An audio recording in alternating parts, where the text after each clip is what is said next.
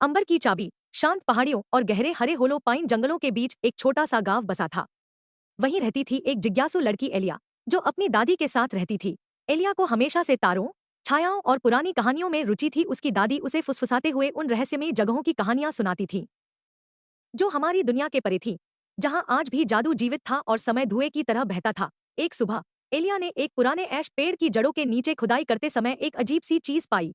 कांसे की एक चाबी जिसकी मूठ में एक जलता हुआ अंगारा कैद था। जैसे ही एलिया ने चाबी को छुआ, हवा की दिशा बदल गई। पेड़ों ने फुसफुसाना शुरू किया। चाबी की गर्माहट उसके हाथों में धड़कन की तरह महसूस हुई। उस रात एक अदृश्य शक्ति से खिंचती हुई एलिया चांदनी में झील की ओर चली गई। झील का पानी कुछ अजीब सा चमक रहा था।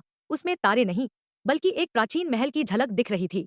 जैसे ही उसने झील को छुआ, पूरा संसार पलट गया। एलिया गिरती चली गई भूले बिसरे लोक में। वो दुनिया जीवित थी जादू से। वहां के पेड़ बोलते थे, नदियां लोरी गाती थी, लेकिन उस दुनिया में सिर्फ चमत्कार ही नहीं थे, वहां अंधकार भी था। जो एम्बर की चाबी की तलाश में था, वहां एलिया की मुलाकात हुई एक रहस्यमय संरक्षक से, सोलन, जो चांदी के लबादे में लिपटा था। उसने एलिया को सच्चाई बताई कि यही चाबी आग के द्वार को खोल सकती है, जहां से ओरेन नामक प्राचीन आत्मा फिर से जागने की कोशिश कर रही थी।